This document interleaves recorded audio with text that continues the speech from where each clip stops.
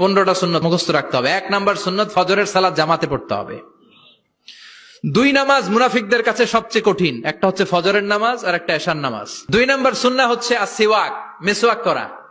মাতফারাতুন লিল ফাম মারদাতুন লিররাব, মেসওয়াক করলে দাঁত পরিষ্কার থাকে, আল্লাহ খুশি হয়ে যায়। বিশ্বনবী বলেছেন যদি আমার উম্মতের জন্য কষ্ট না হতো প্রত্যেক নামাজের আগে মেসওয়াক করা আমি ফরজ করে দিতাম। মেসওয়াক ছিল বিশ্বনবীর জীবনের শেষ আমল। এই মেসওয়াক করে বিশ্বনবী শেষ নিঃশ্বাস ত্যাগ করেছেন। বিশ্বনবী বলতেন নি'মা সিওয়াকি আয-যাইতুন ফাইন্নাহু সিওয়াকি ওয়া সিওয়াকুল আমবিয়া মিন ক্বাবলি। জাইতুনের ডালের মেসওয়াক কতই না ভালো, কারণ এটা দিয়ে আমিও মেসওয়াক করি, আমার আগে সব নবীরাই জাইতুনের ডাল দিয়ে মেসওয়াক করেছে। সুবহানাল্লাহ। 3 নাম্বার হচ্ছে দুহুন, তেল মালিশ করবেন। বিশ্বনবী জাইতুনের তেল চুলে আর গায়ে দিতেন। বিশ্বনবী বলতেন ওয়াদাহিনু ফাইন্না ফিত তাদহিনি বারাকাত, তেল খাও, তেল দাও, তেল মালিশ করো, তেলের ভেতরে আল্লাহ বরকত ঢুকাইয়া দিছে। সুবহানাল্লাহ। 4 নম্বরে আত্তিব, জুমার দিনে সুগন্ধি লাগিয়ে যাওয়া সুন্নাত। বিশ্বনবী বলতেন এই দুনিয়ার 3টা জিনিস আমার কাছে সবচাইতে প্রিয়, হুব্বিবা ইলাইয়া মিন দুনিয়াকুম সালাস। 1 হচ্ছে আন-নিসা, নারীদেরকে আমি পছন্দ করি। 2 হচ্ছে আত্তিব, সুগন্ধি লাগাতে আমি পছন্দ করি। বিশ্বনবীরে কেউ সুগন্ধি হাদিয়া দিছে, বিশ্বনবী নেয় নাই, এরকম কোন ঘটনা ঘটে নাই। আল্লাহু আকবার। আবার বিশ্বনবী বলতেন আরবাউন মিন সুনানিল মুরসালিন, 4টা সুন্নাত সব নবীদের সুন্নাত। 1 নম্বরে আল হায়া মানে লজ্জা। আরেক বর্ণনা এসেছে আল খিতান মানে সুন্নাতে খাতনা, এটা সব নবীদের ছিল। আর সেওয়াক, সব নবীরা মেসওয়াক করেছেন। আত্তিব, সব নবীরা আতর লাগিয়েছেন। আর নিকাহ, সব নবীরা বিয়েও করেছেন। চিল্লায় পড়েন আল্লাহু আকবার। আল লিবাস আহসানা সিয়াব, সুন্দর জামা পরা, নট নেসেসারি যে নতুন জামা হতে হবে। পুরাতন জামাও ধুয়ে আয়রন করে পরলে একটা সৌন্দর্য আছে না নাই? ইন্নাল্লাহা জামিল ওয়া ইউহিব্বুল জামাল, আল্লাহ নিজে সুন্দর, সৌন্দর্যকে আল্লাহ পছন্দ করেন।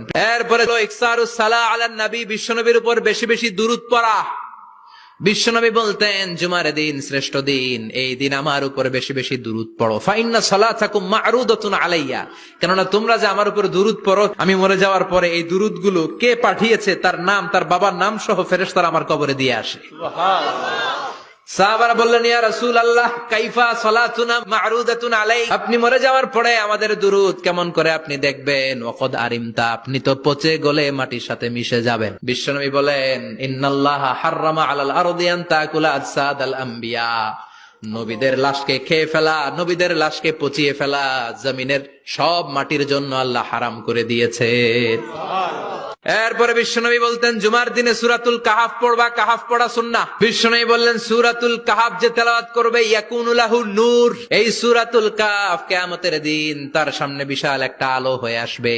এই আলো দিয়ে পুলসিরাত পার হয়ে ওই বান্দা জান্নাতের ভেতরে ঢুকে যাবে। আবার বিশ্বনবী বলেন যারা সূরাতুল কাহাফের প্রথম 10 আয়াত তেলাওয়াত করবে জুমার দিন, শেষের 10 আয়াত যারা জুমার দিন তেলাওয়াত করবে, দাজ্জালের ফিতনা থেকে তাদেরকে মুক্ত রাখবে কে? এরপর আত-তাবকির ইলাল মসজিদ, মসজিদে আগে আগে যাওয়া সুন্নত। আগে যিনি যাবে উনি কি পাবে? তারপরে গরু, তারপরে বকরি, তারপরে মুরগি, মুরগির পরে ডিম না আন্ডা? আন্ডা। আল মাশিউ আলাল ইকদাম, বিশ্বনবী বললেন হেঁটে হেঁটে জুমার নামাজে যাওয়া সুন্নাহ। প্রতি কদমে কদমে আমলনামায় সওয়াব দিয়ে দিবে কে? এরপরে বিশ্বনবী বললেন আদামু তাখাত্তি রিকাবান নাস, মানুষের ঘাড় ডিঙ্গিয়ে সামনে না যাওয়া সুন্নাহ। অনেকে জুমার দিন আসে সবার শেষে বসতে চায় সামনে, এরকম ডাকাইত আছে না নাই? বিশ্বনবী জুমার খুতবা দিচ্ছেন, হঠাৎ এক সাহাবী সব সাহাবীর ঘাড় ডিঙ্গিয়ে ডিঙ্গিয়ে সামনে আসতেছে বুলেটের মতো। বিশ্বনবী বললেন থামো, এজেলেস, বসো মিয়া, ফাকাদ আযাইতা ওয়া আনাইতা, আসছো দেরি করে আবার মুসল্লিদেরকে কষ্ট দিচ্ছ। যেখানে জায়গা পাবেন ওইখানে বসবেন, মানুষের ঘাট ডিঙ্গিয়ে সামনের কাতারে যাওয়া এটা ঠিক না।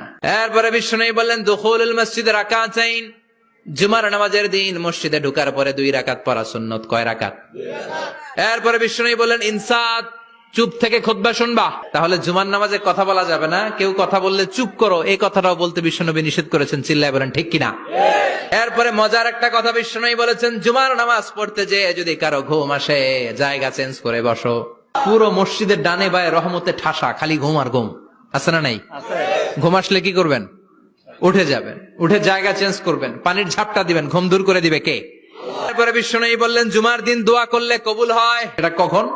অনেক ইখতিলাফ আছে, বেশিরভাগ মুহাদ্দিসিন বলেছেন জুমার দিন আসরের নামাজের পর থেকে মাগরিবের আগ পর্যন্ত, বিশেষ করে মাগরিবের আগের আধা ঘন্টা, এই সময় আল্লাহর কাছে বান্দা যদি কিছু চায় এই দোয়া আল্লাহ ফিরিয়ে দেয়। না। এই 15টা সুন্নাত আমল করা যাবে তো? সবাই রাজি?